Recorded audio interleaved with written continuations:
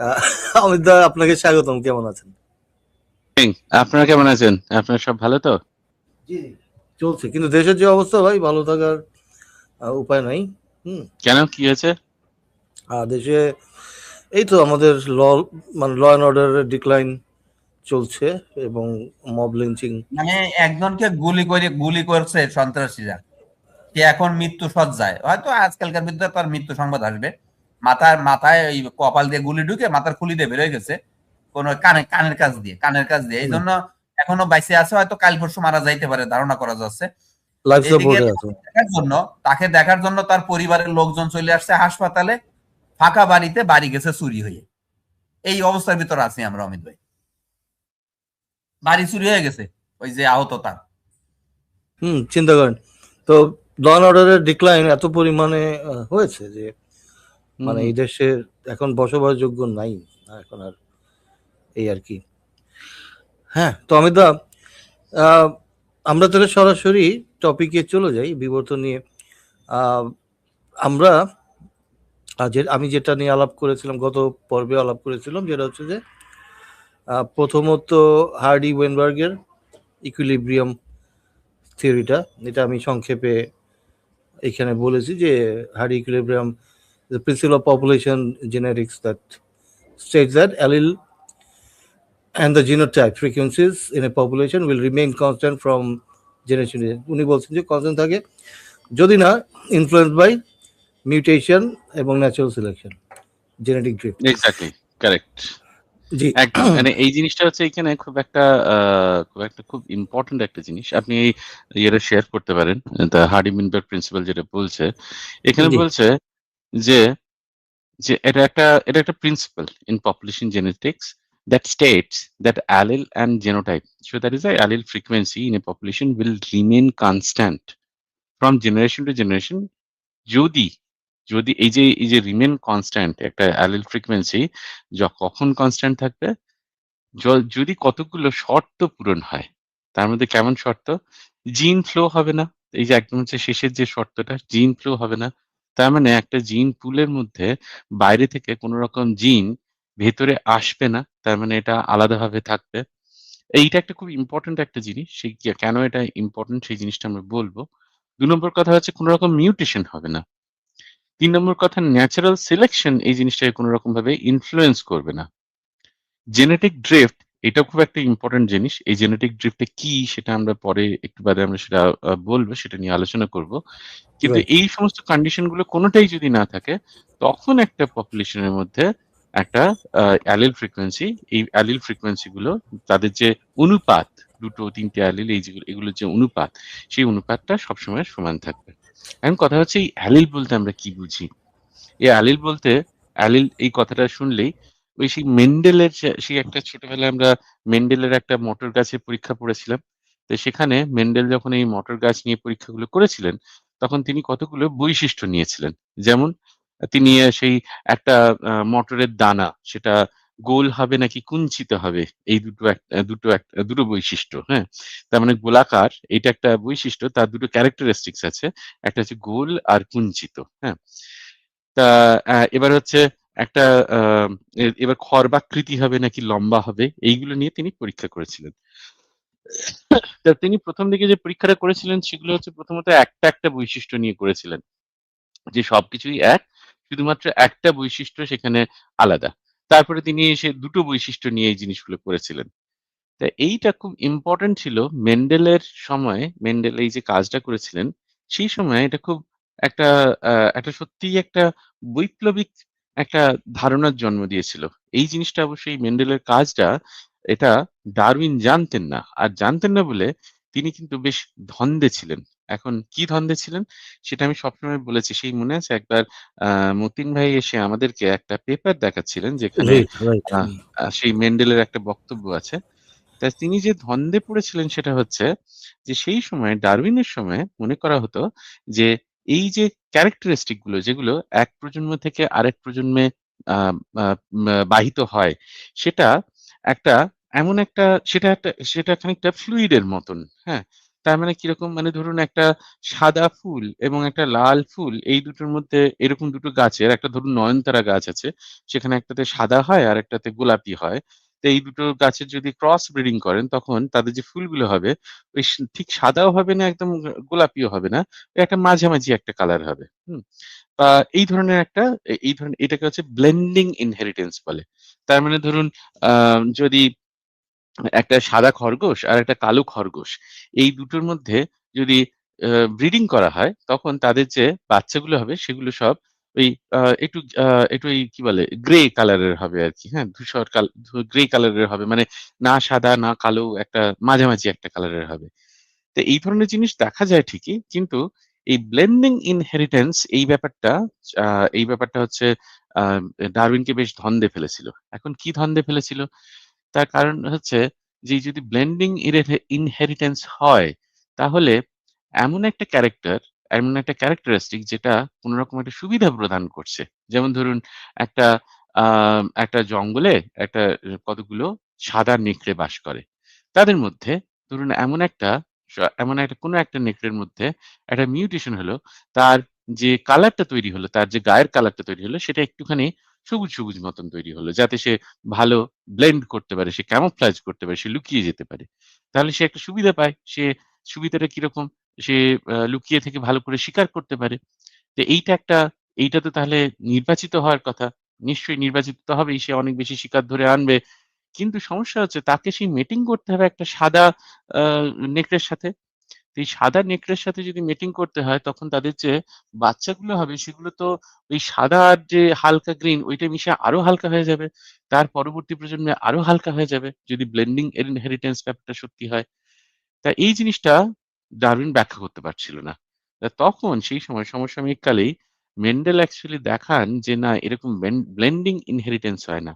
আর ঠিক এই কারণে সেই যে ল অফ সিগ্রিগেশন বলে আমরা একটা জিনিস পড়তাম, যে এগুলো মেশামেশি হয় না, সেগুলো সব আলাদা আলাদাই থাকে, এবং সেখানে তারা সেখানে সেগুলো আলাদা আলাদা হয়ে যায়। এই জিনিসটাই মেন্ডেল বলেছিলেন।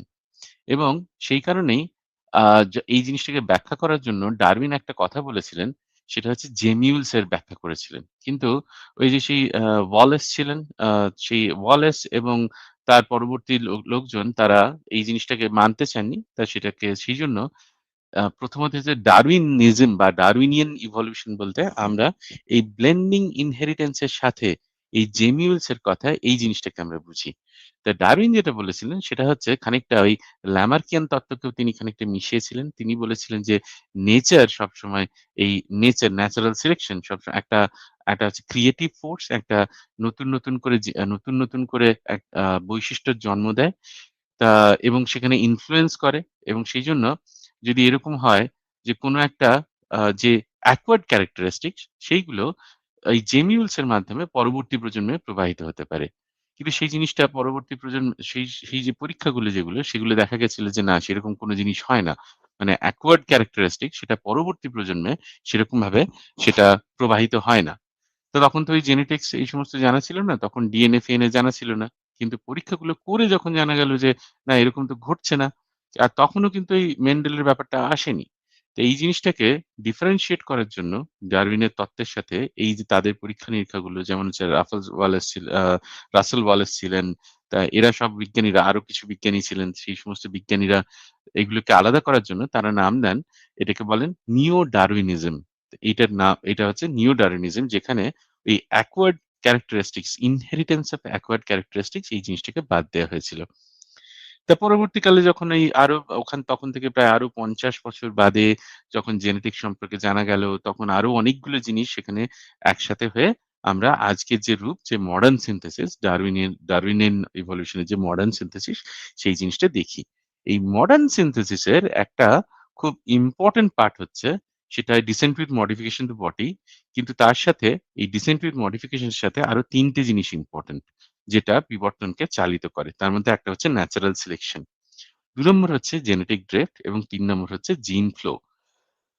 আচ্ছা, এই জিন হ্যাঁ, অমিত দা, আচ্ছা, আপনার sure, এখানে যাওয়ার আগে হুম, আপনার ক্যামোফ্লাজ এবং ন্যাচারাল সিলেকশন একটু আমি দেখাই দিই। যে মনে করেন একটি ব্যাঙ তার 5টা বাচ্চা, একটা হলো সবুজ কালারের এবং এই 4টা হলো ব্রাউন কালারের। এখন এরা মনে করেন যে একটা সবুজ গাছে থাকতেছে, তো একটা সাপ এসে এই ব্রাউনগুলিকে খুব ইজিলি চোখে পড়তেছে, খেয়ে ফেলতেছে। কিন্তু গ্রিন কালারটা ক্যামোফ্লাজ হয়ে আছে, এটাকে দেখতে পাচ্ছে না, খেতে পারছে না। তো এইটা আমরা ক্যামোফ্লাজ এবং ন্যাচারাল সিলেকশন একটা ধারণা নিয়ে এরপর আমরা প্রসিড করি। জি বলেন প্লিজ।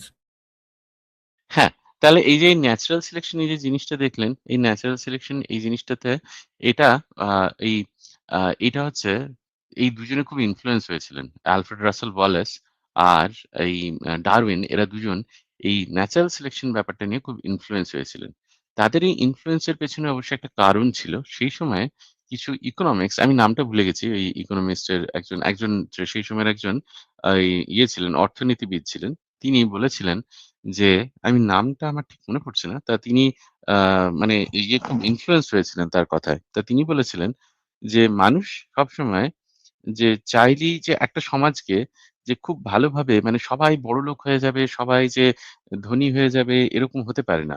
কিছু মানুষ থাকবে যারা সবসময় কিছু মানে বেশ পয়সাকড়ি থাকবে এবং কিছু মানুষ থাকবে যারা সবসময় একটুখানি মানে সেই আর কিছু মানুষ থাকবে যারা বিলো পভার্টি লাইনের নিচে থাকবে। কিছু এই মিডিওকার থাকবে আরকি, মিডল ক্লাস থাকবে, কিছু আপার মিডল ক্লাস থাকবে, এরকম বিভাজন থাকবেই। সেটা বলতে গিয়ে তিনি বলেছিলেন যে আমাদের সমাজে যে সমস্ত সম্পদ আছে, সেই সম্পদগুলো লিমিটেড এবং আ সেই লিমিটেড সম্পদের সবসময় একটা মারামারি সেটা চলতেই থাকে। এই কথাটা আ ডারউইনকে এবং আলফ্রেড রাসেল ওয়ালেসকে খুব ইনফ্লুয়েন্স করেছিল এবং তারা এই জিনিসটা এই আপনি যেরকম দেখালেন এটা এই ন্যাচারাল সিলেকশন এই ব্যাপারটা তারা প্রকৃতিতেও তারা করেছিলেন, এপ্লাই করেছিলেন। তারা সেটাকে প্রয়োগ করেন এবং তাদের কাছেও মনে হয় যে এই ব্যাপারটা সেখানেও হতে পারে। এইবারে আপনি যেরকম দেখালেন ঠিক সেরকমই একটা জিনিসের উদাহরণ দিই। যেকোনো মেডিকেল স্টুডেন্টকে জিজ্ঞেস করবেন যারা ওই ক্লাস সরি যারা 2nd ইয়ার, 3rd ইয়ার পড়েছে, যারা হচ্ছে বা যেকোনো বায়োলজিস্ট যারা হচ্ছে মাইক্রোবায়োলজি ল্যাবে গেছে। সেখানে কি করা হয়? সেখানে একটা একটা নির্দিষ্ট ব্যাকটেরিয়াকে যদি গ্রো করানোর প্রয়োজন হয়, তখন আমরা ২ টো কাজ করতে পারি। একটা হচ্ছে ওই ব্যাকটেরিয়া যে ধরনের নিউট্রিয়েন্ট পছন্দ করে, সেইরকম একটা নিউট্রিয়েন্ট দিয়ে একটা মিডিয়াম তৈরি করতে পারি। যেখানে অনেকগুলো ব্যাকটেরিয়ার মাঝে শুধু আমাদের পছন্দ মতন ব্যাকটেরিয়াটাই খেয়ে পরে বাঁচবে। অথবা আমরা ওখানে একটা ইনহিবিটর যোগ করতে পারি। যে ইনহিবিটরটা সেটা সেটা অন্যান্য ব্যাকটেরিয়াকে বাধা দেবে। শুধুমাত্র আমাদের যে পছন্দ মতন ব্যাকটেরিয়া, সেই ব্যাকটেরিয়াটাকেই গ্রো করতে, প্রলিফারেট করতে, নতুন মানে বিভাজন হতে সাহায্য করবে। এই জিনিসটা খানিকটা ওই ন্যাচারাল সিলেকশন এর মতনই ন্যাচারাল সিলেকশন ও কিন্তু এইভাবেই কাজ করে।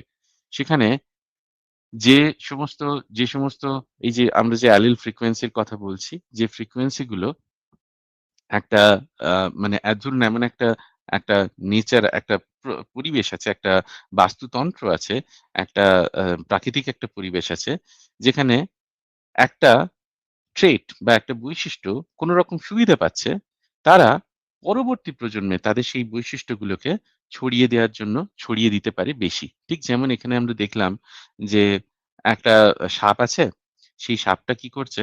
সেই সাপটা ব্যাঙ খায়।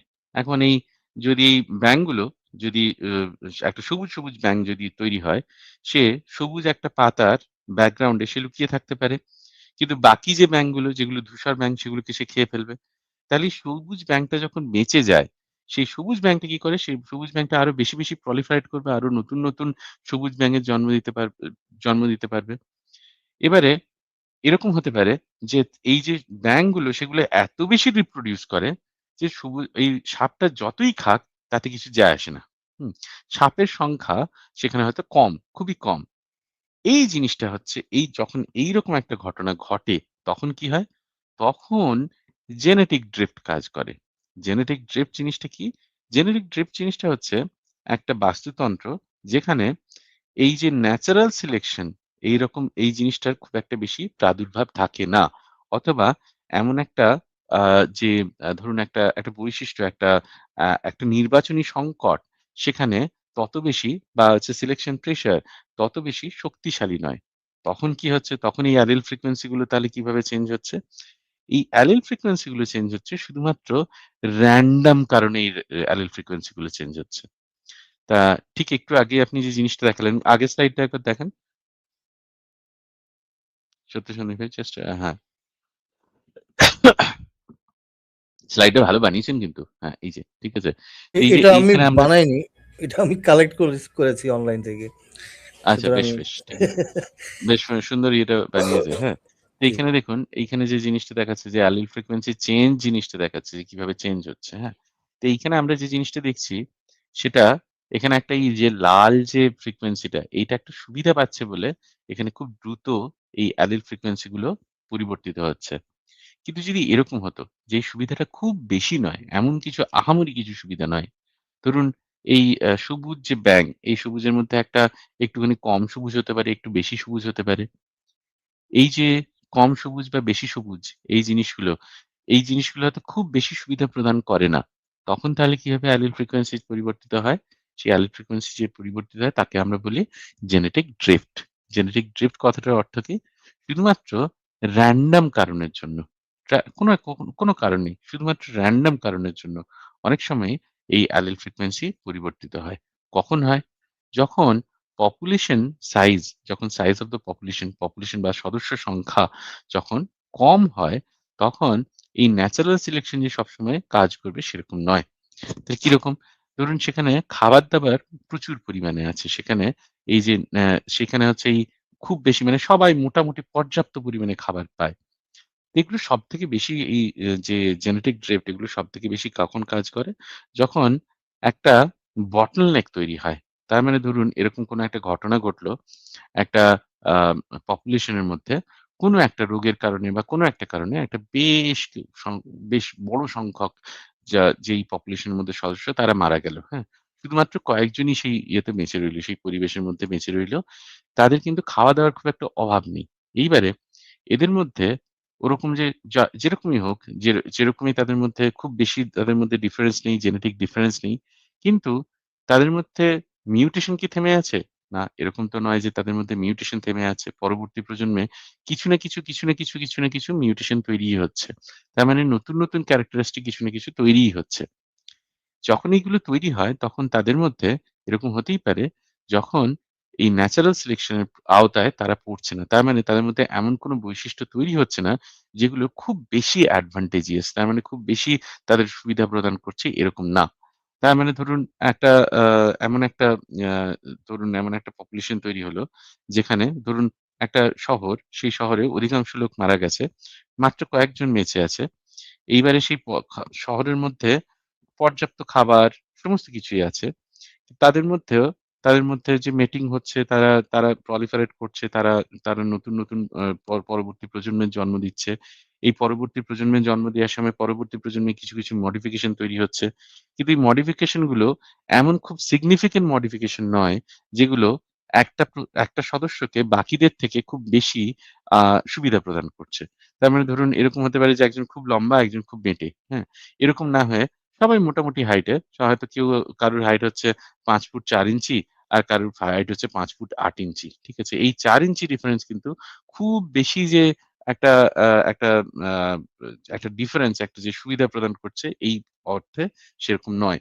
কিন্তু এরকম হতেই পারে কোনো র‍্যান্ডম কারণে কোনো একটা র‍্যান্ডম মেটিং এর কারণে কোনো কারণেই শুধুমাত্র র‍্যান্ডম চান্স ফ্যাক্টর এর জন্য এই ৫ ফুট ৮ ইঞ্চি যারা তারা ধীরে তাদের জিনগুলো পরবর্তী প্রজন্মের মধ্যে বেশি দেখা যেতে শুরু করল। ঠিক এই ধরনের জিনিসগুলি হয়। যেমন ধরুন আমরা দেখি যে চায়নাতে বা ধরুন আ আ জাপানে বা ধরুন এই নর্থ ইস্ট এর দিকে একটা স্পেসিফিক একটা ফেসিয়াল ক্যারেক্টারিস্টিকস আছে। বা ধরুন আমাদের ব্লাড গ্রুপ গুলো কোথাও দেখা যায় যে ব্লাড গ্রুপ এক ধরনের ব্লাড গ্রুপ খুব বেশি প্রিভ্যালেন্ট। আ যেমন ধরুন একটা উদাহরণ এরকম যে ধরুন ইউরোপের কোনো একটা দেশে সেখানে A ব্লাড গ্রুপটা খুব বেশি দেখা যায়। এরকম নয় যে A ব্লাড গ্রুপ খুব বেশি সুবিধা প্রদান করে যেখানে তারা বেশি সংখ্যায় জন্ম দিতে পারে এবং বাকিরা সবাই সেখানে জন্ম দিতে পারে না, পরবর্তী প্রজন্মের জন্ম দিতে পারে না, এরকম মোটেই নয়। সেখানে A ব্লাড গ্রুপের সংখ্যাটা বেশি দেখা যায় সেটা শুধুমাত্র চান্স ফ্যাক্টর এর জন্য। এই জিনিসটাকে আমরা আ এই জিনিসটাকে আমরা বলি জেনেটিক ড্রিফট। এই জেনেটিক ড্রিফট এর একটা খুব মানে খুব ডিফারেন্স একটা দেখা যায় আমাদের। সেটা হচ্ছে জিনোমের, আমাদের যে জিনোম, তার মানে ধরুন যে হ্যাপ্লয়েড, ধরুন আমাদের যারা যে সমস্ত ডিপ্লয়েড যে সমস্ত প্রাণীগুলো আছে, তাদের মধ্যে থেকে আমরা যদি এই হ্যাপ্লয়েড হাফ যদি আমরা ডিএনএ নিয়ে নিই, তার মানে ধরুন মানুষের ২৩ জোড়া ক্রোমোজোমের মধ্যে ২৩ টা ক্রোমোজোম নিয়ে নিই। এইবারে তাদের যে ডিএনএ গুলো আছে সেগুলোকে আমরা পর সাজাই। সাজিয়ে আমরা গুনি কতগুলো বেস পেয়ার আছে। তো সেটা হচ্ছে জিনোম সাইজ। এই জিনোম সাইজটা কিরকম হতে পারে? জিনোম সাইজটা মানুষের ক্ষেত্রে মোটামুটি ওই 3.5 বিলিয়ন একটা সংখ্যা। তো এই যে জিনোম সাইজটার মধ্যে, এই জিনোম সাইজের মধ্যে এই যে প্রাণীর ক্ষেত্রে যারা হচ্ছে মাল্টিসেলুলার যারা, তাদের মধ্যে প্রচুর ভ্যারিয়েশন দেখা যায়। যেমন সেই একদিন আমি বলেইছিলাম, বা আমার ওই যে YouTube চ্যানেলটা আছে সেখানে দেখবেন একটা ভিডিও বানিয়েছিলাম। সেখানে পাফার ফিশ থেকে শুরু করে, লাং ফিশ থেকে শুরু করে এরকম হচ্ছে বিভিন্ন আ প্রজাতির মধ্যে এরকম ভ্যারিয়েশন দেখা যায়। আর এই ভ্যারিয়েশনটা উদ্ভিদের মধ্যে খুব বেশি দেখা যায়। যেমন ধরুন একই গণ বা একই জিনাসের পেঁয়াজ, হ্যাঁ? বিভিন্ন প্রজাতির পেঁয়াজের মধ্যে তাদের জিনোমের সাইজের এত ভেরিয়েশন দেখা যায় যে কারোর ক্ষেত্রে হয়তো ৫ গুণ ১০ গুণ ভেরিয়েশন দেখা যায়। হুম? তা এরকম হতে পারে কারোর ক্ষেত্রে খুব স্ট্রিমলাইন ছোট, ছোট জিনোম সাইজ, কারোর ক্ষেত্রে আবার খুব বেশি জিনোম সাইজ। তো এই জিনোম সাইজ গুলো দিয়ে এই জিনোমের যে পার্থক্য, মানে ধরুন মানুষের ক্ষেত্রে 3.5 বিলিয়ন, আবার কোন প্রাণীর ক্ষেত্রে সেটা হয়তো 15 বিলিয়ন বা প্রায় ৫ গুণ বা ১০ গুণ এরকম যে জিনোম থাকে। তো সেই জিনোমগুলোকে ব্যাখ্যা করা যায় না যে কেন এত জিনোমের প্রয়োজন হলো। তো এর কারণটা কি? এর কারণটা হচ্ছে জেনেটিক ড্রিফট। কেন? কারণ ওই যে ন্যাচারাল সিলেকশন এইগুলোকে আলাদা, আলাদা করে ওরকমই মানে এই যে স্ট্রিমলাইন করে সেগুলোকে আ সেই যে সাইজটা সেটাকে মেইনটেইন করতে পারে না। কিন্তু আমরা দেখি এককোষী যে সমস্ত প্রাণী আছে তাদের ক্ষেত্রে আবার এই জিনোম সাইজ গুলো খুব ছোট, ছোট। যেমন ধরুন ব্যাকটেরিয়া, ভাইরাসের ক্ষেত্রে এই জিনোম সাইজ গুলো খুব ছোট, ছোট। কেন হয়? কারণ তাদের যে সংখ্যাটা, তাদের যে পপুলেশন সাইজটা খুব বেশি। তাদের ক্ষেত্রে সামান্য একটা পরিবর্তন, যেহেতু পপুলেশন সাইজ খুব বেশি, সামান্য একটা পরিবর্তন যে এই গোটা জিনোমকে ডিভাইড করে তাদের যে সেল দুটোকে আলাদা হওয়া, এই টাইমটা কিন্তু তাদের ক্ষেত্রে একটা ম্যাটার করে। এবং সেটা যেহেতু সেখানে তাদের পপুলেশনটা খুব বেশি, সেই কারণে এই সামান্য একটা টাইমের এদিক-ওদিক ১ মিনিট ২ মিনিটের এদিক-ওদিকই সেটা একটা একটা নির্বাচনী সংকট হিসেবে তাদের ক্ষেত্রে দেখা দেয় এবং সিলেকশন প্রেশার হিসেবে তাদের ক্ষেত্রে দেখা দেয়। এবং এই যেহেতু সিলেকশন প্রেশার হিসেবে দেখা দেয়, তাদের জন্য তারা খুব স্ট্রিমলাইন, তারা ছোট, ছোট জিনোম মেইনটেইন করে যতটুকু দরকার ততটুকুই।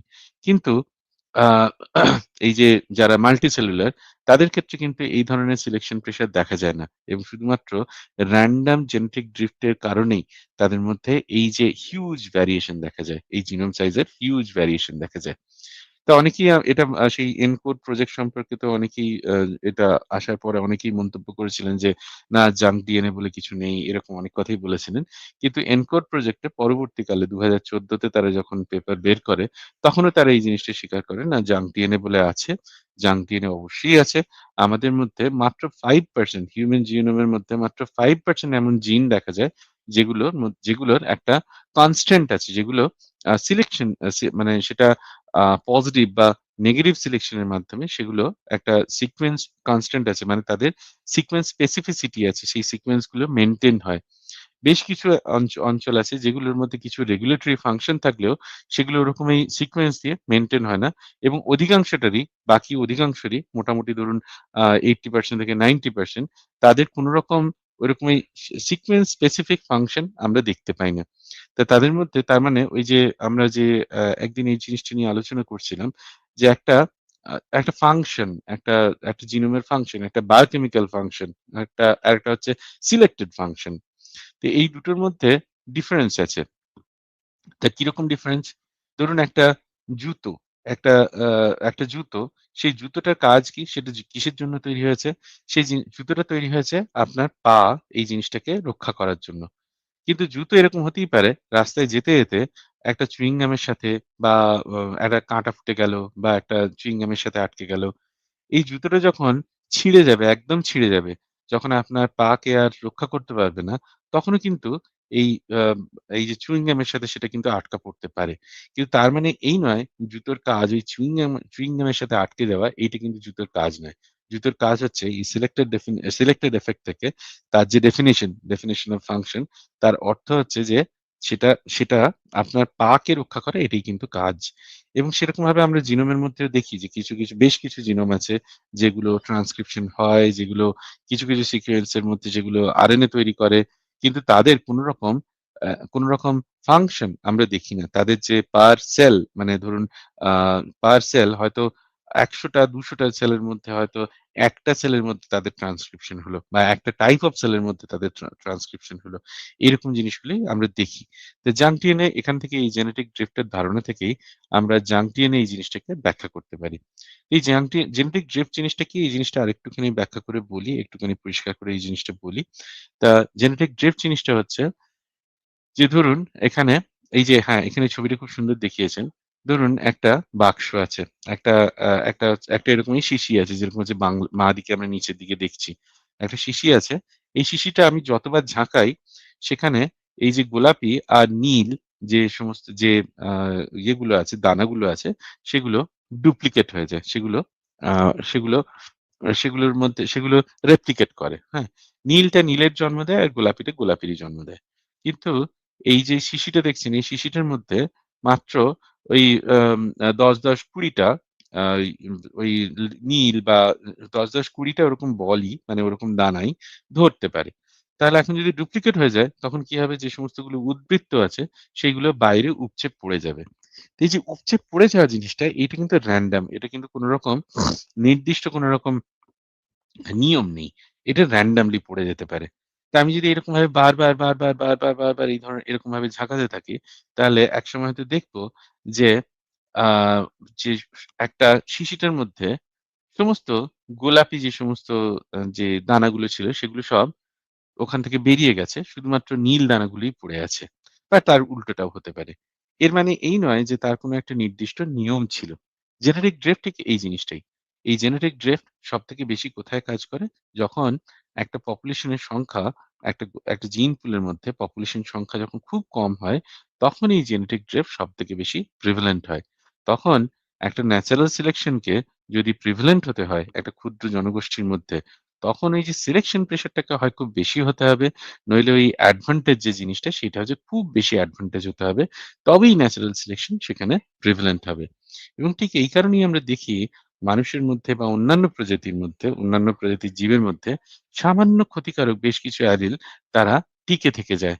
এর কারণটা হচ্ছে এই জেনেটিক ড্রিফট। তারা এতটাও ক্ষতিকর নয় যে মানুষের এমন ক্ষতি করবে যে তারা রিপ্রোডিউস করতে পারবে না। ঠিক এই কারণেই আমাদের মধ্যে, মানুষের মধ্যে বেশ কিছু জিন আছে, যেমন ধরুন আমাদের ভারতবর্ষে বা ইন্ডিয়ান সাবকন্টিনেন্টস এ, ভারতবর্ষ বলতে ইন্ডিয়ান সাবকন্টিনেন্ট বোঝাচ্ছি। সেখানে ডায়াবেটিস, সারা পৃথিবীতে যত ডায়াবেটিক আছে, তাদের মধ্যে 1/3 পপুলেশন এই 1/3 পপুলেশন হচ্ছে এই ইন্ডিয়ান সাবকন্টিনেন্ট এ দেখা যায়। তো এইগুলোর মধ্যে এই যে ডায়াবেটিস, হাইপারটেনশন, এই সমস্ত জিনিসগুলোর কিছু জেনেটিক প্রিডিসপোজিশন দেখা যায়। যেমন আ আ অ্যালার্জি, অটো ইমিউন ডিজিজ, আ কিংবা হচ্ছে কিছু সাইকোলজিক্যাল কিছু ডিজিজ, এগুলো কিছু জেনেটিক প্রিডিসপোজিশন দেখা যায়। এই কারণে তাদের মধ্যে ফ্যামিলিতে এই জিনিসগুলোর মধ্যে রান করে। মানে ফ্যামিলির মধ্যে এই জিনিসগুলো দেখা যায়। ফ্যামিলি হিস্ট্রি আমরা চেক করি এই সমস্ত ডিজিজ গুলোর ক্ষেত্রে। তো সেক্ষেত্রে এই জেনেটিক প্রিডিসপোজিশন থাকে, তখন জিজ্ঞাসা করতেই পারেন যে এগুলো ন্যাচারাল সিলেকশন এর মাধ্যমে কেন এগুলো রিমুভ হয়নি? তার কারণ হচ্ছে পপুলেশনটা ছোট ছিল, এবং সেখানে এই যে আ এই যে এই যে এই সমস্ত ট্রেট গুলো বা এই সমস্ত বৈশিষ্ট্যগুলো বা এই জিনগুলো বা এই ধরনের ভ্যারিয়েশন গুলো বা এই ধরনের অ্যালিল গুলো এতটাও ক্ষতিকারক ছিল না, যেখানে ন্যাচারাল সিলেকশন এইগুলোকে দেখে সেগুলোকে রিমুভ করতে পারে। তার কারণ কি? এটা খুব সহজেই বুঝতে পারবেন যে যার ডায়াবেটিস আছে বা যার হাইপারটেনশন আছে, তার হাইপারটেনশন বা ডায়াবেটিস শুরু হচ্ছে ৪০ বছর বা ধরুন ৪৫ বছর বয়সে। তার আগে তার কোনো হাইপারটেনশন নেই, যে কিছু নেই। সে কিন্তু তার যে রিপ্রোডাক্টিভ এজ, সেই রিপ্রোডাক্টিভ এজটা মোটামুটি ক্রস করেই চলে এসেছে। সে তখন মধ্যবয়স্ক। সে ততক্ষণে হয়তো ৪-৫ টা বাচ্চার জন্ম দিয়ে দিয়েছে আগেকার দিনে। এখনকার দিনে হয়তো একটাই। কিন্তু আগেকার দিনে হয়তো সে ৪-৫ টা বাচ্চার জন্ম দিয়ে দিয়েছে, এবং তাদের মধ্যেও সেই জিনটা স্প্রেড করেছে। তো এখন সেটা পরবর্তী প্রজন্মেও আছে। সেই পরবর্তী প্রজন্মের ক্ষেত্রে সেটাই হচ্ছে। তারা যতক্ষণ না ওই ৪০-৫০ বছর বয়স হচ্ছে, ততক্ষণ তারা সেই যেগুলোতে এফেক্টেড হচ্ছে না। তারা ততদিনে আবার নতুন একটা প্রজন্মের জন্ম দিয়ে দিয়েছে। তো জেনেটিক ড্রিফট এইভাবেই কাজ করে। তা এইগুলো এই যে জিনিসগুলো এইগুলো মানে এই জেনেটিক ড্রিফট এইটা খুবই ইম্পোর্টেন্ট একটা জিনিস। আর তার সাথে আরেকটা জিনিস আছে যেটা হচ্ছে আমরা এই স্ক্রিনের ডান দিকে দেখতে পাচ্ছি, ডান দিকে কর্নারে দেখতে পাচ্ছি একটা নন র‍্যান্ডম মেটিং বলে। তো এই জিনিসটা হচ্ছে যে সেক্সুয়াল সিলেকশন, এই সিলেকশনের কথা যেটা ডারউইনও বলেছিলেন একসময়। তো এটা হচ্ছে যে ডিসপ্লে করছে যে কে কোন কালারটা ডিসপ্লে করছে।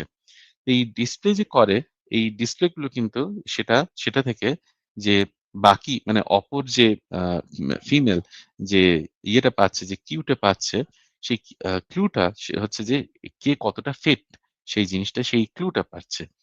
তো এখন সমস্যা হচ্ছে যে এখন একটা সেদিনকে আমরা আ চিড়িয়াখানায় গেছিলাম। তো চিড়িয়াখানা ঘুরতে তো সেখানে এখানে বেশ অনেকগুলো চিড়িয়াখানা আছে তা মানে সাউথ ইন্ডিয়াতে। তা এবং কিছু স্যাংচুয়ারি টাইপেরও আছে। তো সেগুলোতে ঘুরতে একদিন আ আমার ছেলে এবং বউ এরা দুজনে দেখি আলোচনা করছে যে অ্যানিমেল ওয়ার্লড এ সবসময় অধিকাংশ ক্ষেত্রেই দেখা যায় যে মেলরা খুব বেশি গর্জাস, হ্যাঁ? যেমন ধরুন সিংহের কেশর আছে, ময়ূর যে সেই ময়ূর মেল ময়ূরেরই কিন্তু পেখম আছে। তো ময়ূরীর কিন্তু পেখম নেই। তো এইটা কেন? তো এইটা অবশ্য একটা খুব ইন্টারেস্টিং একটা হাইপোথিসিস আছে। তা সেই হাইপোথিসিসটা হচ্ছে এটা যে ফিমেলরা কি করে? ফিমেলরা তারা মেটিং করার পরে তারা এই যে বাচ্চাটাকে বা ডিম হয় বা বাচ্চাটাকে তারা সেটাকে কনসিভ করে। তাই কনসিভ করার পরে তারা যখন ডিম পাড়ে বা বাচ্চা দেয়, সেই বাচ্চাটাকে ম্যানেজ করতে হয় তাদেরকে রক্ষা করতে হয়, সেটাকে ফিডিং করতে হয়। এখন তারা যদি খুব বেশি ভাইব্রেন্ট হয়, তারা যদি খুব বেশি এরকম হয় যে শিকারীর খুব সহজেই তারা চোখে পড়তে পারে, তারা কিন্তু আ vulnerable হয়ে যায়। তারা কিন্তু পরবর্তী প্রজন্মকে আর রক্ষা করতে পারবে না।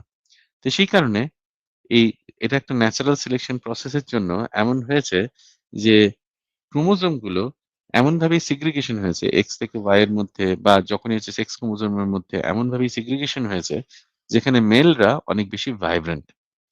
এখানে আরো একটা ব্যাপার আছে যেটা অবশ্য আমার মনে হয় এটা আমার ব্যক্তিগত মতামত। তো এইটা হচ্ছে পার্সপেক্টিভ এর উপরে নির্ভর করে। একটা যদি ময়ূরকে জিজ্ঞেস করেন, সে যখন একটা ময়ূরীর সাথে সে যখন আ তাকে যখন পছন্দ করছে বা সে যখন একটা মেটিং কল দিচ্ছে, তার কাছে কি ময়ূরী কি আ মানে অ্যাট্রাক্টিভ নয়? হ্যাঁ, তার কাছে হয়তো ময়ূরীটা অ্যাট্রাক্টিভ। আমরা হিউম্যান বিইং রা আমাদের পার্সপেক্টিভ থেকে মনে করছি যে অ্যাট্রাক্টিভ কি অ্যাট্রাক্টিভ নয়। কিন্তু একটা ময়ূরীর কাছে যেমন একটা সিংহীর কাছে একটা সিংহ যেমন অ্যাট্রাক্টিভ, একটা সিংহের কাছে একটা সিংহী সেরকমভাবে অ্যাট্রাক্টিভ আরকি। সেটা তাদের পার্সপেক্টিভ থেকে। তো এরকম জাজ করাটা হয়তো ভুল যে মানে তারা অ্যাট্রাকটিভ নয়। তাদের কাছে তারা নিশ্চয়ই অ্যাট্রাকটিভ। কিন্তু আমাদের কাছে যেটা হয় যেটা আমরা দেখি ভিজুয়ালি আমরা যে জিনিসটা দেখি সেটা হচ্ছে যে আ এই আ সেখানে সেখানে মানে আ ওই প্রে যারা তারা আ মানে তাদের যাতে চোখে না পড়ে সেইজন্য আ সেইজন্য মেলরা অনেক বেশি মেলদের থেকে ফিমেলরা অনেক কম ভাইব্রেন্ট। তাদের যে আউটার লুক যেটা সেটা অনেক বেশি আ বলতে পারেন যে কম ভাইব্রেন্ট, হ্যাঁ? তারা অত বেশি ডিসপ্লের মধ্যে থাকে না আরকি। যাতে তাদের চোখে না পড়ে। এবার এখানে একটা ব্যাপার আছে যে অধিকাংশ ক্ষেত্রে আমরা দেখি যারা প্রে যারা সরি প্রিডেটর যারা নট প্রে যে প্রিডেটর বা শিকারী যারা, এই শিকারীরা কি করে? শিকারীদের ক্ষেত্রে কতগুলো বৈশিষ্ট্য দেখা যায়। যেমন আ মানুষের ক্ষেত্রে আমাদের যেমন আছে বাইনোকুলার একটা ভিশন থাকে। এই বাইনোকুলার ভিশনটা শুধু যে মানুষের ক্ষেত্রেই আছে এরকম নয়। বেশ কিছু নকটার্নাল কিছু আ জীব আছে যেমন ধরুন পেঁচা। এদের ক্ষেত্রেও কিন্তু বাইনোকুলার ভিশন থাকে। এর কারণটা কি? কারণ হচ্ছে এরা ডিসট্যান্সটা মানে দূরের যে ডিসট্যান্সটা সেই যে আ ডিসট্যান্স মানে সেই ডেপথ, এই ডেপথটা যাতে পারসিভ করতে পারে সেইজন্য এদের এরকমভাবে তৈরি হয়।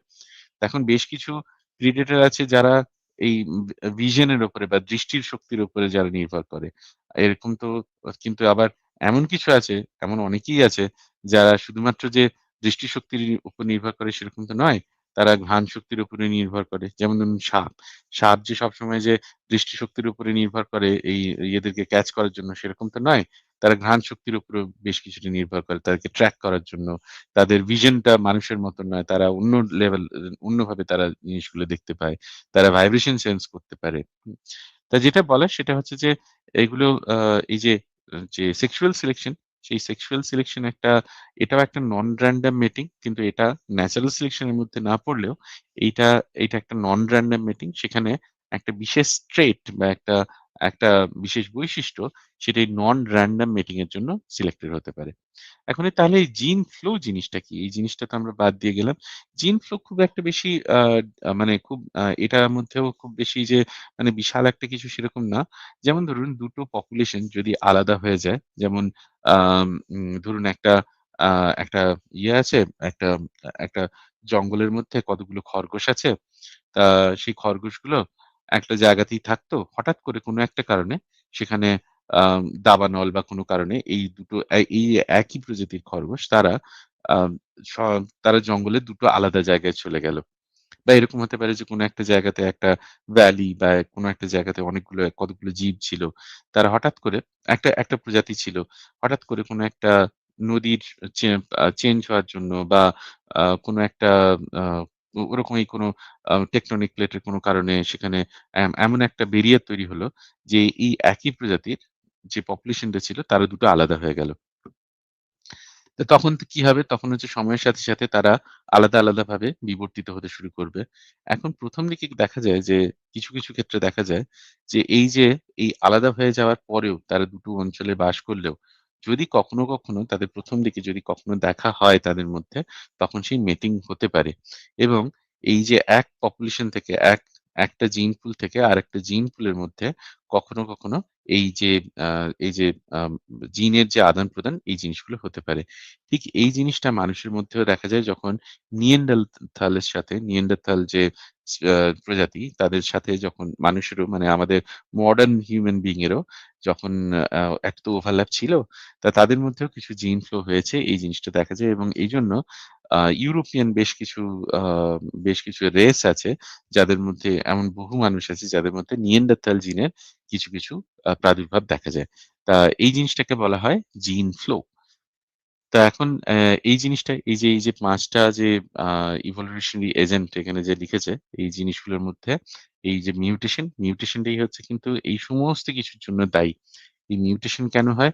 মিউটেশন অনেক কারণে হতে পারে। একটা এক্সটার্নাল ইনফ্লুয়েন্স এর জন্য হতে পারে বা কোন রকম এক্সটার্নাল ইনফ্লুয়েন্স ছাড়াও স্বতঃস্ফূর্তভাবে এই মিউটেশন হতে পারে। তা মিউটেশন জিনিসটা কি? মিউটেশনটা হচ্ছে আমাদের যে জেনেটিক কোড আছে, এই জেনেটিক কোডের মধ্যে পরিবর্তন। এই জেনেটিক কোড জিনিসটা কি? এই যে আমরা যে ATGC বলে যে আমরা কোডগুলো দেখি, এই ৩টে নিয়ে একটা করে কোড হয়। তো এই কোডগুলো এগুলো অনেক সময় redundant, তার মানে হচ্ছে ৩-৪ টে কোড দিয়ে একটা অ্যামাইনো অ্যাসিড কোড হতে পারে। তা এখন আ অনেক সময় এই যে যখন মিউটেশন হয় তখন তার কোনো প্রভাব নাও পড়তে পারে, আবার কখনো প্রভাব পড়তেও পারে। এই মিউটেশন গুলোর মধ্যে একটা খুব আম আ মানে একটা রিসেন্টলি মানে এটা খুব বেশিদিন নয়। আমি যখন মেডিকেল পড়েছি তখন এই জিনিসটা আমি কোথাও পাইনি। পরবর্তীকালে আমি একটা পেপার দেখলাম। সেখানে দেখলাম যে মিউটেশন এর একটা প্রধান কারণ হচ্ছে কিটো থেকে এনল ফর্ম। এই কিটো থেকে এনল ফর্ম এ পরিবর্তন। তা কেন হয়? এটা হচ্ছে স্বতঃস্ফূর্তভাবেই হয়।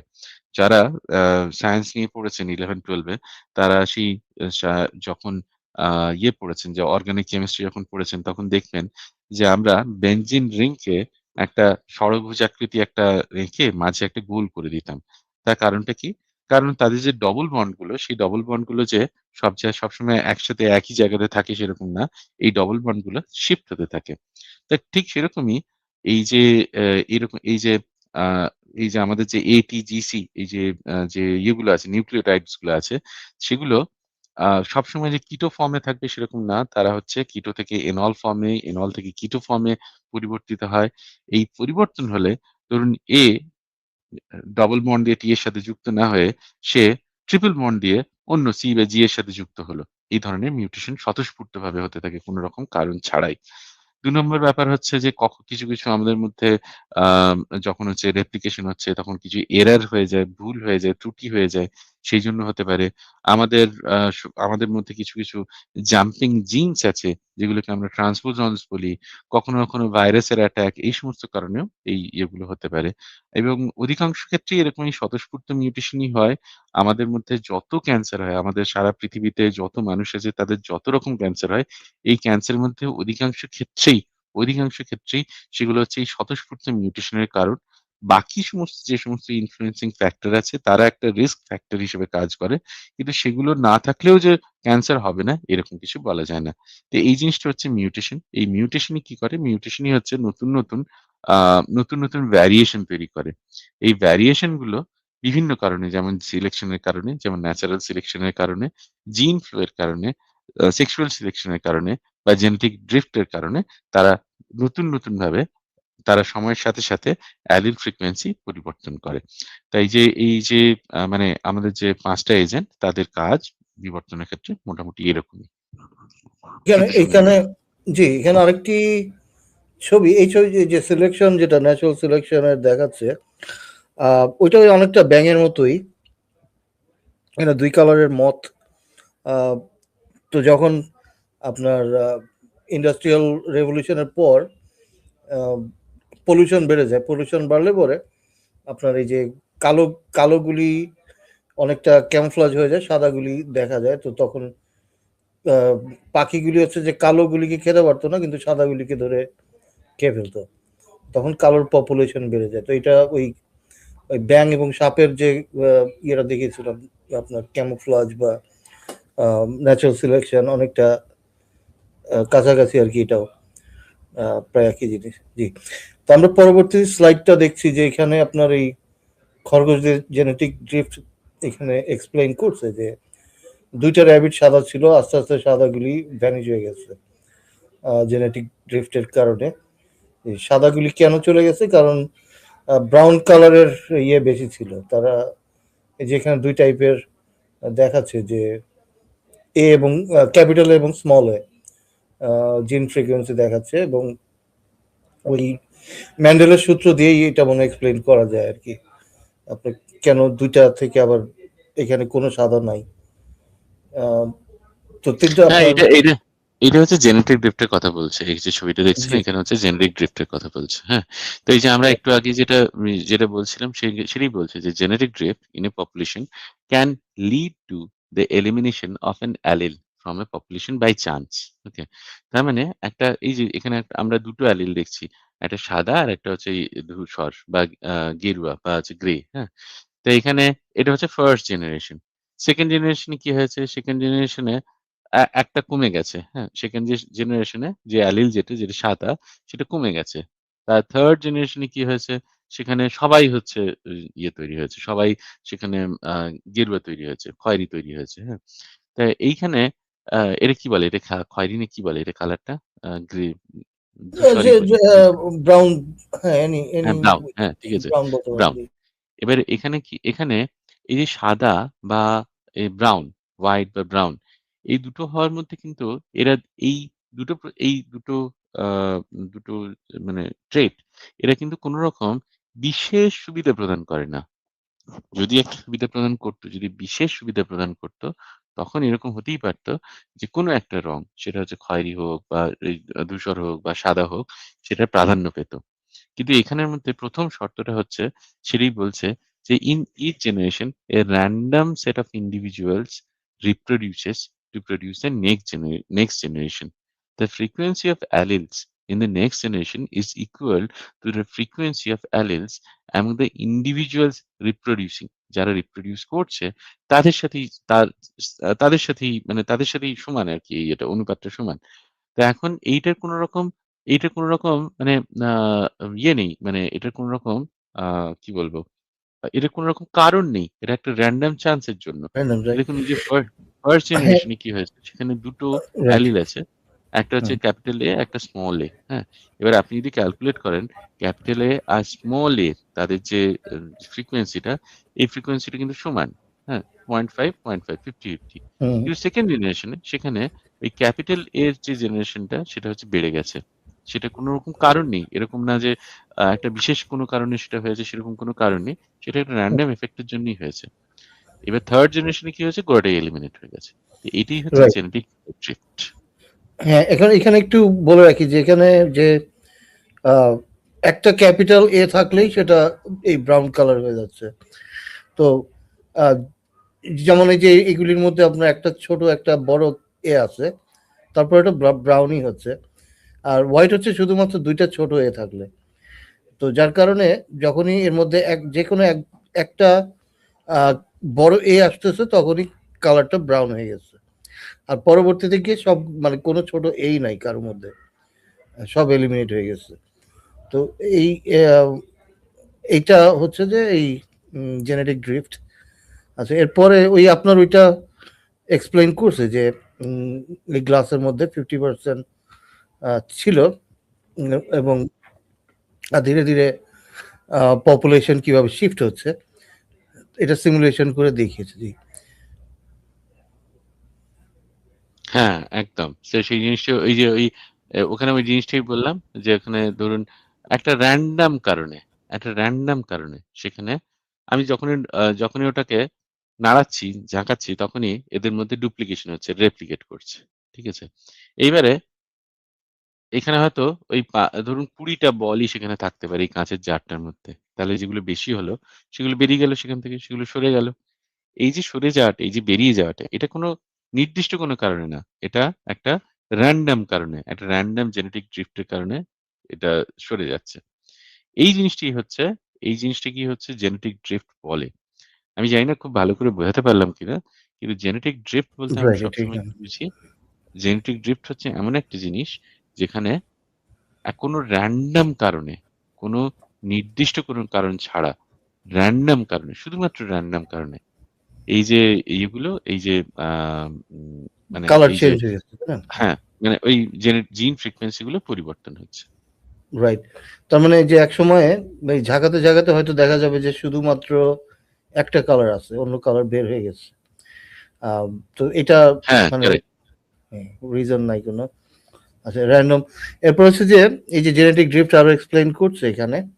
তো random loss of allele more likely to occur in smaller population. আর এবার হচ্ছে founder effect. Small population of individual establishes a population in a new location. হ্যাঁ, যে ফাউন্ডার ইফেক্ট মানেটা কি? মানে হচ্ছে যে এই যে random loss of alleles more likely to occur in smaller population. ঠিক ওই জিনিসটাই বলছিলাম। যে যদি খুব ছোট হয়, পপুলেশন যদি খুব ছোট হয়, তাহলে কোনো একটা অ্যালিল কোনো রকম কারণ ছাড়া, কোনো রকম নির্দিষ্ট কারণ ছাড়া হতেও পারে এটা সামান্য একটু অ্যাডভান্টেজিয়াস ছিল বাকিদের থেকে। যেমন ধরুন লম্বা হওয়া হয়তো অ্যাডভান্টেজিয়াস বাকিদের থেকে। কিন্তু খুব সামান্য একটুখানি সুবিধা প্রদান করে, তার বেশি কিছু না। সেইরকম একটা সামান্য সুবিধা প্রদানকারী বা সামান্য ক্ষতিকারক কোনো অ্যালিল তারা যেমন সামান্য সুবিধা প্রদানকারী অ্যালিল যেমন নষ্ট হয়ে যেতে পারে, তেমনি সামান্য ক্ষতিকারক কোনো অ্যালিল সেগুলো এই জেনেটিক ড্রিফট এর কারণে সেগুলো থেকে যেতে পারে। কিন্তু সেটা কখন হয়? মোর likely to occur in smaller population, যখন কোনো খুব ছোট্ট একটা পপুলেশন হয়। এবার এই যে ফাউন্ডার এফেক্ট, এই ফাউন্ডার এফেক্ট জিনিসটা কি? বলছে small group of individuals establishes a population in a new location. এর একটা উদাহরণ খুব ভালো একটা উদাহরণ দিতে পারি। এই যে তিমি, এই তিমিদের শিকার একসময় বেড়ে গেছিল। তো এই তিমি শিকার বেড়ে যাওয়ার কারণে তা একসময় হয় কি যে বেশ কিছু পরিমাণ তিমি, একটা বিশেষ প্রজাতির একটা তিমি সেগুলো প্রায় নষ্ট হয়ে যায়। তখন মোটামুটি খুব স মানে বিভিন্ন সারা পৃথিবী থেকে গভর্নমেন্ট সেই তিমি শিকারীদের উপরে একটা নিষেধাজ্ঞা জারি করে। জারি করে সামান্য হাতে গোনা কয়েকটা বেঁচে যায়।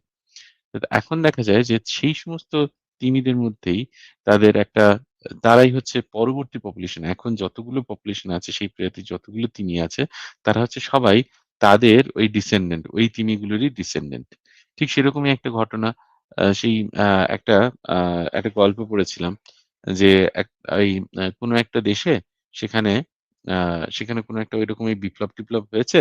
তা রাজা এবং কয়েকজন পরিবার নিয়ে রাজা তার পরিবারের কয়েকজন সদস্য এবং আরো কয়েকজনকে নিয়ে তারা বেরিয়ে পড়ে। তারা হচ্ছে সমুদ্র যাত্রায় বেরিয়ে পড়ে, সেখান থেকে পালিয়ে যায়। পালিয়ে একটা আইল্যান্ডে একটা ওই দ্বীপের মধ্যে তারা সেখানে বসতি স্থাপন করে। তারপরে সেই অঞ্চলে যতজন আছে তারা সেই লোকজন, সেই যে যারা হচ্ছে ওখানে গিয়েছিল ১ম বসতি স্থাপন করেছিল, তাদেরই সবাই ডিসেন্ডেন্ট। তাদের সেই জেনেটিক ইয়েগুলো পাওয়া যায়, সেই সিগনেচার গুলো সেগুলো সেখানে পাওয়া যায়। এই যে জিনিসটা এইটাই হচ্ছে ফাউন্ডার ইফেক্ট। সেই জিনিসটাই বলছে স্মল গ্রুপ অফ ইন্ডিভিজুয়াল, খুব ছোট্ট মানে খুব কম সংখ্যক একটা গ্রুপ, খুব কম সংখ্যক সদস্যের একটা গ্রুপ। তারা একটা পপুলেশন, তারা হচ্ছে মূল জিন পুল থেকে বেরিয়ে গিয়ে ঠিক সেই জিনিসটাই দেখাচ্ছে। অরিজিনাল পপুলেশনটা গ্রিন ছিল। সেখান থেকে একটা ছোট্ট একটা পপুলেশন, ছোট্ট সার্কেল যেটা, তারা হচ্ছে আলাদা হয়ে গেছে। আলাদা হয়ে গিয়ে তারা একটা জায়গাতে গিয়ে সেখানে তারা স্পিসিয়েশন হতে শুরু করেছে। তারা নতুন করে ইভলভ হতে শুরু করেছে। তারপরে এই গ্রিন আর এই যে ব্লু, এরা তারা দুদিকে ইভলভ হতে শুরু করেছে। দুটো আলাদা পথে তারা ইভলভ হতে শুরু করেছে। তো এই জিনিসটাই বলছে আরকি এখানে। এই হ্যাঁ, হ্যাঁ। এই জেনেটিক আপনার হ্যাঁ, হ্যাঁ, ফাউন্ডার এফেক্ট আরকি। আচ্ছা এবারে একজন প্রশ্ন করছেন যে অমিত দাদা হুইপ টেল লিজার্ড এর জনন পদ্ধতি একটু জানি না ব্যাখ্যা তো হুইপ-টেইল লিজার্ড দেখতে হবে কি জনন পদ্ধতি, কেন এটা জিজ্ঞেস করেছেন? আ আচ্ছা প্রাণী মানে প্রাণীদেহে প্যাথোজেন পার্থেনোজেনেসিস কিভাবে হয়? রাইট পার্থেনোজেনেসিস কিভাবে হয়? আচ্ছা সেটা আমি দেখে বলব। আমি এক্সাক্টলি জানি না হুইপ-টেইল লিজার্ডের পার্থেনোজেনেসিস কিভাবে হয়? সেটা দেখে বলব। কেমন? ওকে আচ্ছা তাহলে আমরা একটু পরের স্লাইডে গিয়ে দেখা জেনেটিক ড্রিফট এই যে বটল নেক এফেক্টের কথা বলছিলেন ওটাই দেখাচ্ছে sudden increase in population size two natural forces. হ্যাঁ এটা হচ্ছে বটল নেক এফেক্ট। তো এখান থেকে আর কি একটা ছোট জায়গা দিয়ে তাদেরকে যেতে হচ্ছে এবং হ্যাঁ, আহ, তার মানে এই বটলনেক ভ্যাকুইটি কি বলছে? বলছে parent population with significant genetic variation, হ্যাঁ? তারা হচ্ছে একটা হচ্ছে খুব মানে প্রচুর একটা বড় একটা জায়গা। ধরুন হচ্ছে এরকম যে একটা আ জাপানে হিরোশিমা নাগাসাকিতে, হ্যাঁ? হিরোশিমাতেই ধরুন সেখানে অনেক মানুষ বাস করত, হ্যাঁ? এবারে সেখানে একটা বোম ফেলেছে। বোম ফেলতে অধিকাংশ মানুষ মারা গেছে। এবারে খুব সামান্য কতগুলো হয়তো আ ১,০০,০০,০০০ মানুষের মধ্যে হয়তো হাজার খানেক মানুষ বেঁচেছে। ঠিক আছে? তখন এই যে হাজার খানেক মানুষ বাঁচলো, এই জিনিসটা হচ্ছে bottleneck effect, হ্যাঁ? ওইজন্য বলছে a sudden decrease in the population size to natural forces হঠাৎ করে।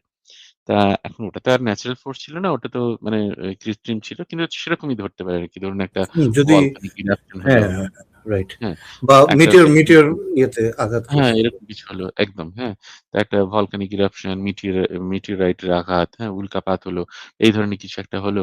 তো তখন হচ্ছে অধিকাংশ মরে গেল।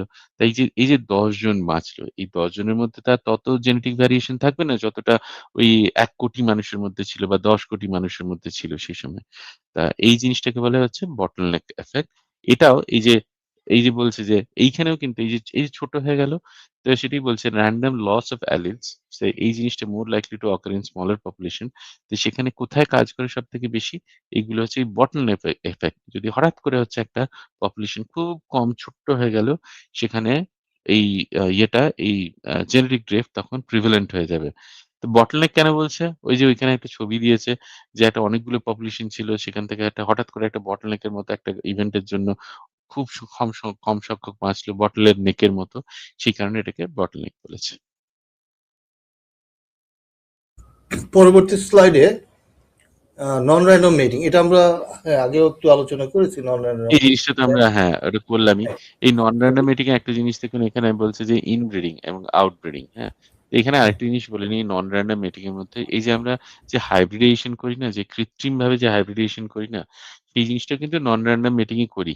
তার মানে ধরুন এমন একটা আর্টিফিশিয়াল হ্যাঁ আর্টিফিশিয়াল সিলেকশন, হ্যাঁ? সিলেকশন রাইট এই জিনিসটা কিন্তু এক ধরনের নন র‍্যান্ডম মেটিং ই। কিন্তু এইখানে যেটা বলছি সেটা হচ্ছে যে একটা ওই স্পেসিফিক একটা ইয়ের মধ্যে, হ্যাঁ? স্পেসিফিক আ আ একটা স্পিসিস এর মধ্যে মেল বা ফিমেল এরা একে অপরকে চুজ করছে বেসড অন রাইট কতগুলো স্পেশাল ক্যারেক্টার, হ্যাঁ? তো এইজন্য হচ্ছে কতগুলো ক্যারেক্টার হচ্ছে বেশি দেখা যাচ্ছে ধীরে। তো সেটা হচ্ছে নন র‍্যান্ডম মেটিং। এটা ঠিক ন্যাচারাল সিলেকশন না।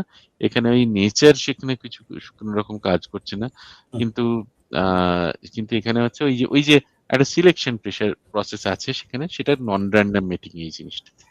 না আপনি একটা কথা বললেন যে এই ফিমেল গুলি থেকে মেল গুলি বেশি অ্যাট্রাকটিভ বা ভাইব্রেন্ট তো হ্যাঁ, হ্যাঁ ঠিক। এখানে আরেকটা কারণ হতে পারে যে ফিমেলের এগ একটাই কিন্তু স্পার্ম অনেক সুতরাং আহ, যারা স্পার্ম ক্যারি করছে তাদেরকে হলো ফিমেলদের অ্যাট্রাক্ট করতে হচ্ছে আর ফিমেলরা হচ্ছে চুজ করছে যে কোন কোন ক্যারেক্টারগুলি আমি চাই তার তো হ্যাঁ, একটাই কারেক্ট। egg।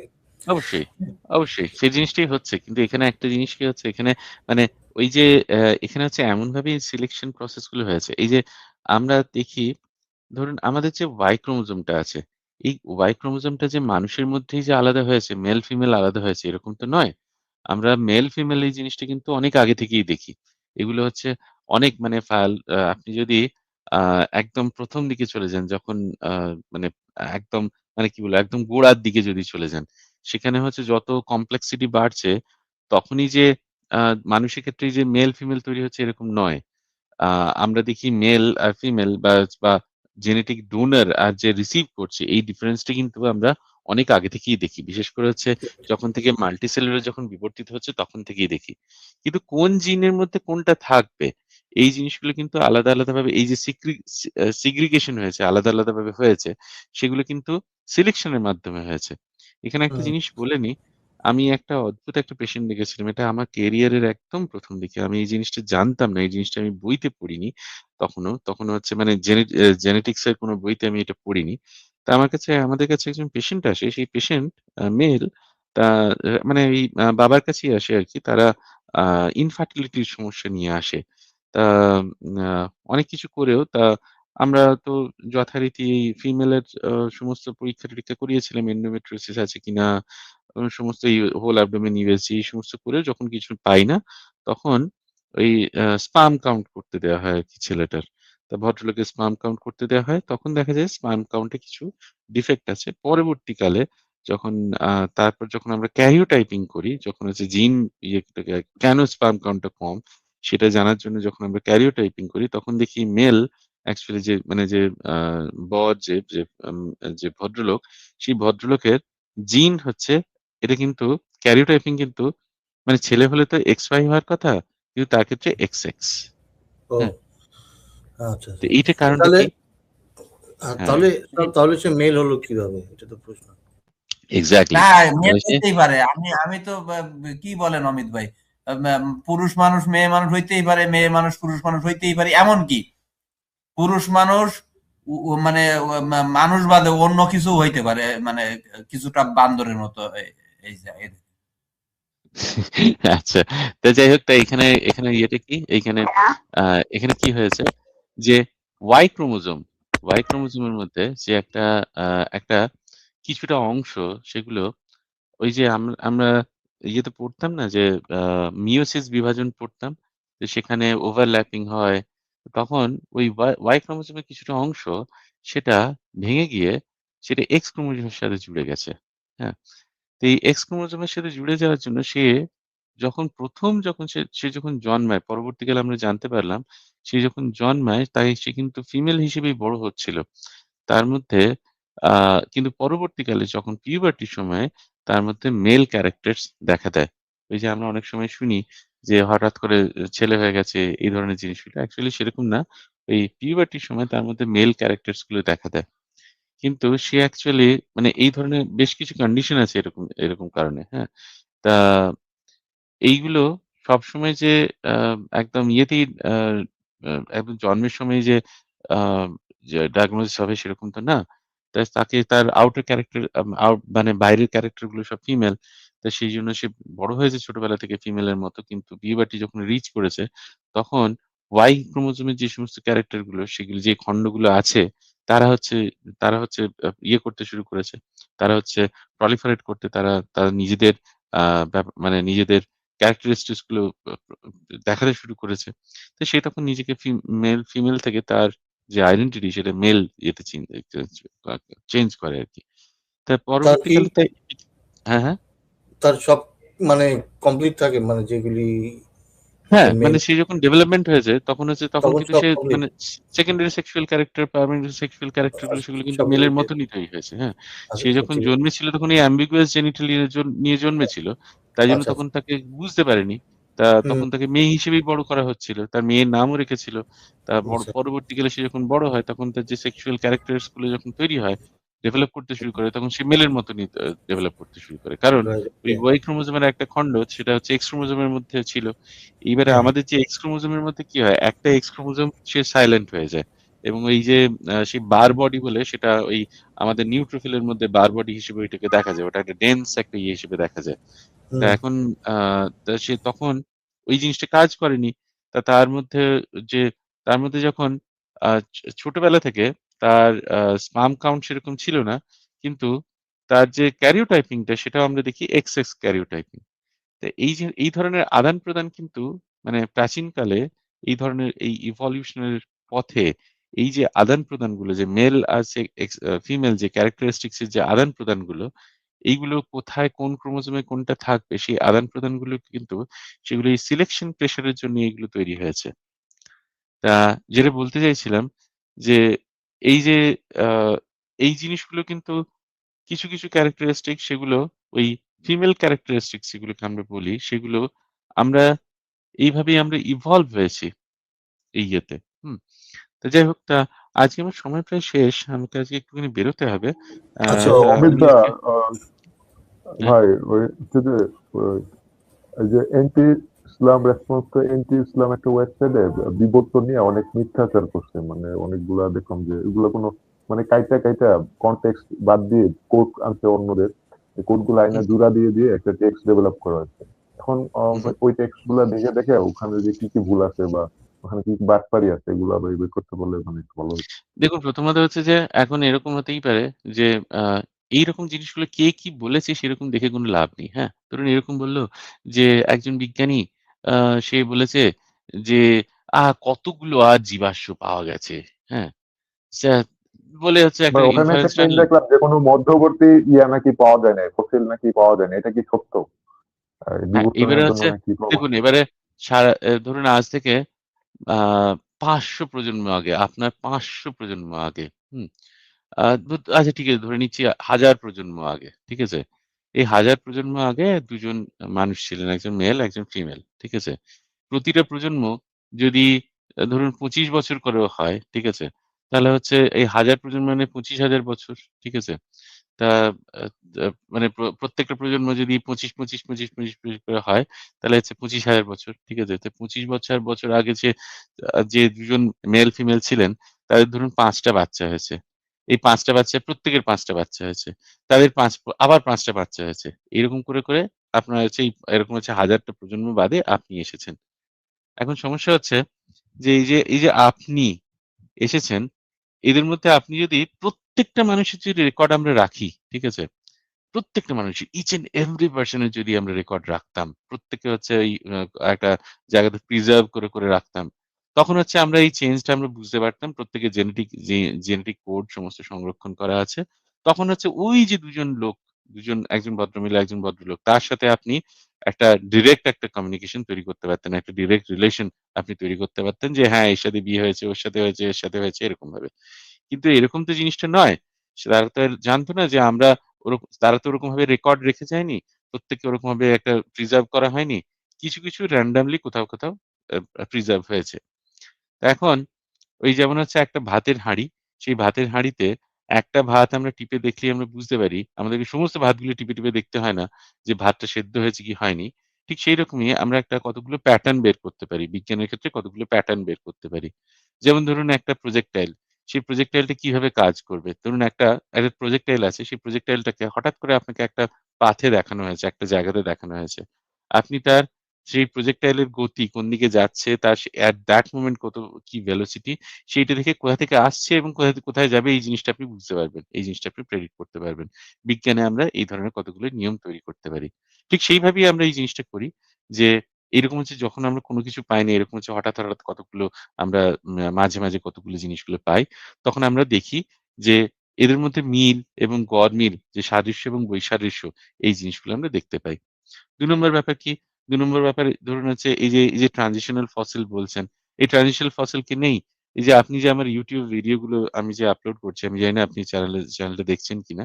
সেখানে দেখবেন আর্ডিফিটিকাস থেকে শুরু করে সেখানে আ এই যে কি বলে সাহেলান্থ্রোপাস এই সমস্ত এইগুলো এরা তো একেকজন করে ট্রানজিশন। প্রত্যেকটা একেকটা ট্রানজিশন। কেন ট্রানজিশন?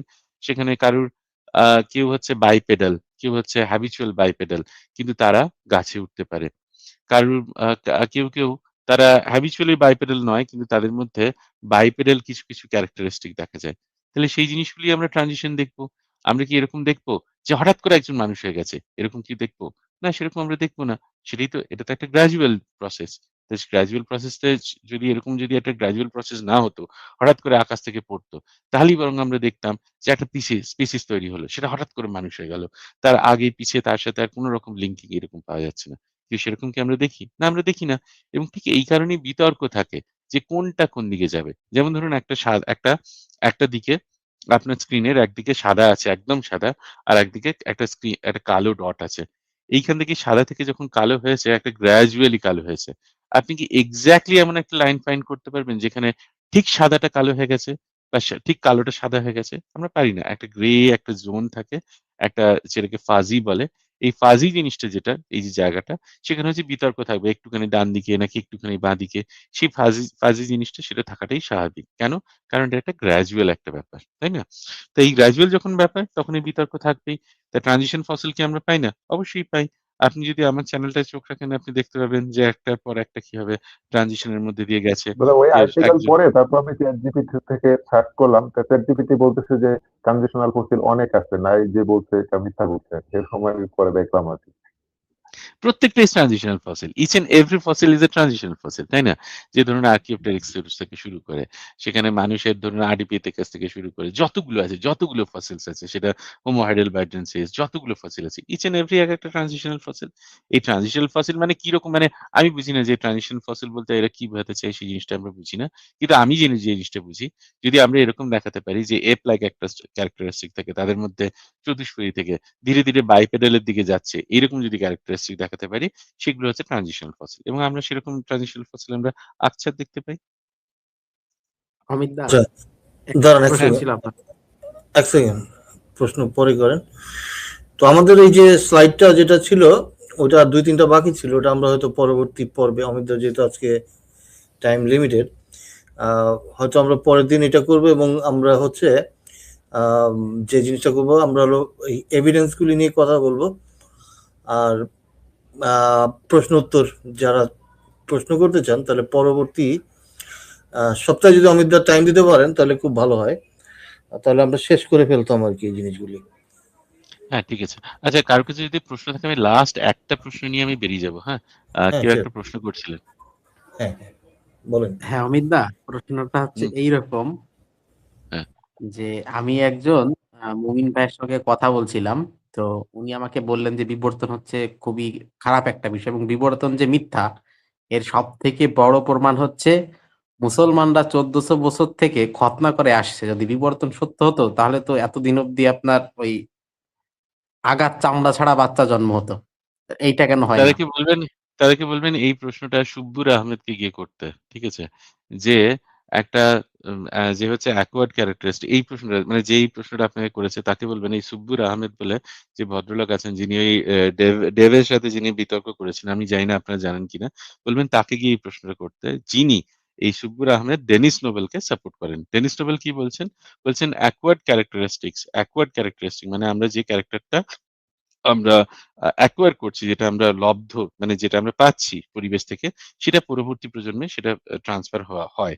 কিন্তু বিবর্তন সেই জিনিসটা বলছে না।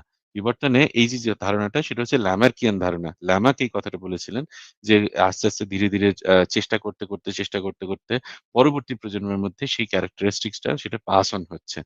তো যেমন ধরুন সোয়ার্জনেগার, হ্যাঁ? সোয়ার্জনেগার যদি আ একটা বডি বিল্ডিং করছে, তার ছেলেপিলেও সেই বডি বিল্ডিং এর মতো বডি বিল্ডার তৈরি হবে আরকি। কোন রকম ইয়ে না করি, ব্যায়াম-ট্যায়াম না করে সোয়ার্জনেগারের ছেলে সোয়ার্জনেগার হবে। এই জিনিসটাকে বলে ল্যামার্কিজম। এই জিনিসটাকে হচ্ছে ল্যামার্কের ধারণা। ডারউইন যদিও এই ল্যামার্কিজম এই জিনিসটাকে কিছুটা ইয়ে করেছিলেন, কিছুটা ইনকর্পোরেট করার চেষ্টা করেছিলেন, যেটা আমি ১ম দিকে বলছিলাম। সেটা হচ্ছে অ্যাকওয়ার্ড ক্যারেক্টারিস্টিক যে বৈশিষ্ট্যটা আমরা পাচ্ছি, সেটা পরবর্তী প্রজন্মে স্থানান্তর করছি। এই জিনিসটা হয় না। এখানে আমরা এখানে যে যে ডিসেন্ট উইথ মডিফিকেশন, এই মডিফিকেশনটা যেটা হচ্ছে সেটা জার্ম সেলস এর মধ্যে হচ্ছে। সেটা মিউটেশন এর কারণে হচ্ছে। এবং এইজন্য বলছে যে এটা একটা র‍্যান্ডম মিউটেশন। র‍্যান্ডম বলতে কি বোঝায়? র‍্যান্ডম বলতে এই জিনিসটা বলছে না যে আমাদের জিনোমের মধ্যে, গোটা জিনোমের মধ্যে যেকোনো জায়গাতে যেকোনো হারে মিউটেশন হতে পারে। এরকম ব্যাপারটা নয়। আমাদের জিনোমের মধ্যে কোথাও বেশি মিউটেশন হয়, কোথাও কম মিউটেশন হয়। যে সমস্ত এসেনশিয়াল জিনস গুলো যেগুলো আমাদের নিতান্ত প্রয়োজনীয় জিন, সেগুলো এমন জায়গাতেই লুকানো থাকে যেখানে মিউটেশনের হার কম এবং বাকি অংশগুলোতে মিউটেশনের হার বেশি হতে পারে। তাই জন্য মিউটেশনের হার নিয়ে এই র‍্যান্ডম জিনিসটা বলছে না। মিউটেশন র‍্যান্ডম কি জিনিস? র‍্যান্ডম বলতে বলছে, র‍্যান্ডম মিউটেশন বলতে বলছে যে এটা এই মিউটেশনটা জানে না যে এটা সুবিধা প্রদান করবে নাকি সুবিধা প্রদান করবে না। কিরকম ব্যাপারটা? ধরুন কোথাও একটা মিউটেশন হলো যেখানে সিকেল সেল অ্যানিমিয়া হতে পারে। এই সিকেল সেল অ্যানিমিয়াটা পশ্চিমবঙ্গে বা ধরুন ভারতবর্ষের অন্যান্য জায়গায় বা ধরুন ফ্রান্সে বা জার্মানিতে যেখানে মশা নেই, যেখানে ম্যালেরিয়ার প্রাদুর্ভাব নেই, সেখানে খুব একটা সুবিধা প্রদান করে না। কিন্তু এমন জায়গায় আফ্রিকাতে যেখানে ম্যালেরিয়ার প্রাদুর্ভাব আছে খুব বেশি, সেখানে একটা সুবিধা প্রদান করে। তাই জন্য এই সিকেল সেল অ্যানিমিয়া এই জিনিসটা সেখানে অনেক বেশি প্রাদুর্ভাব দেখতে পাবেন। কারণ সেখানে একটা ন্যাচারাল সিলেকশন তৈরি হচ্ছে, সেখানে একটা সিলেকশন প্রেশার তৈরি হচ্ছে। এরকম নয় কেউ জেনেবুঝে করছে, এরকম ব্যাপারটা কিন্তু নয়। যদি তাই হতো তাহলে ধরুন আপনি যদি ওড়ার চেষ্টা করতেন, তাহলে ধীরে ধীরে উঠতে পারতেন। তো বিজ্ঞানীরা তো এতটা বোকা নয় যে একজন মানে ধরুন একজন বুঝতে পারবেন যে একজন ধার্মিক একজন ব্যাপারটা বুঝতে পারবেন ধর্মগ্রন্থ পড়ে, কিন্তু বিজ্ঞানীরা বুঝতে পারবেন না।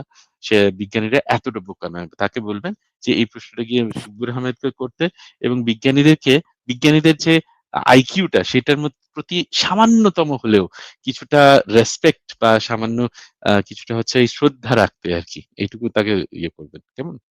না অমিত দা, আপনি জাস্ট চিন্তা করতে পারেন যে মুসলমানরা নাকি এইটা করে এই বিবর্তনকে ভুল প্রমাণ করার জন্য, যে আদম তত্ত্ব যে সত্য।